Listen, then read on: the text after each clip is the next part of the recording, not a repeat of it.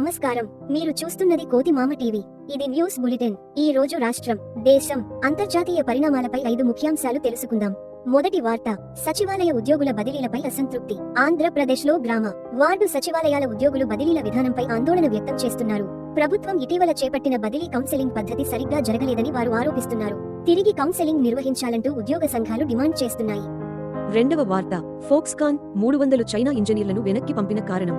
జాగ్రత్తగా పరిశీలనలో ఉన్న ఫోక్స్కాన్ కంపెనీ తమిళనాడు యూనిట్ నుంచి 300 మంది చైనీస్ ఇంజనీర్లను వెనక్కి పంపింది. ప్రాజెక్టు పునర్వ్యవస్థీకరణ నేపథ్యంలో ఈ నిర్ణయం తీసుకున్నట్టు సమాచారం. ఇది తాత్కాలిక చర్య మాత్రమేనని కంపెనీ చెబుతోంది. మూడవ వార్త, హైకోర్టు న్యాయమూర్తి శ్రీనివాస్ రెడ్డి ట్రోల్స్ పై స్పందన. ఆంధ్రప్రదేశ్ హైకోర్టు న్యాయమూర్తి శ్రీనివాస్ రెడ్డి ఇచ్చిన కొంతమంది తీర్పులపై ట్రోల్స్ ఎక్కువ అవుతున్నాయి. న్యాయ వ్యవస్థను అవమానించేలా కామెంట్లపై ఆయన ఆవేదన వ్యక్తం చేశారు. ఇలాంటి వాటికి కఠిన చర్యలు తీసుకోవాల్సిన అవసరం ఉందని పేర్కొన్నారు. నాలుగవ వార్త, రాయచోటిలో ఉగ్రవాదుల అరెస్ట్ పై కీలక వివరాలు. కర్నూలు రేంజ్ డీజీ కోయ ప్రవీణ్ మాట్లాడుతూ, రాయచోటిలో అరెస్ట్ అయిన ఉగ్రవాదుల కేసులో దర్యాప్తు కొనసాగుతోందని తెలిపారు. రాష్ట్రంలో శాంతి భద్రతల పరిరక్షణకు పోలీసులు కట్టుబడి ఉన్నారని అన్నారు. ఐదవ వార్త, 2500 రాజకీయ పార్టీలు, ప్రధాని మోడీ ప్రకటన.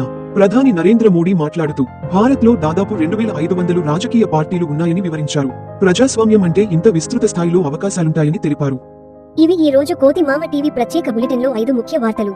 మరిన్ని విశేషాల కోసం మా ఛానల్ కి సబ్స్క్రైబ్ చేయండి, లైక్ చేయండి, మీ అభిప్రాయాలను కామెంట్స్ లో చెప్పండి.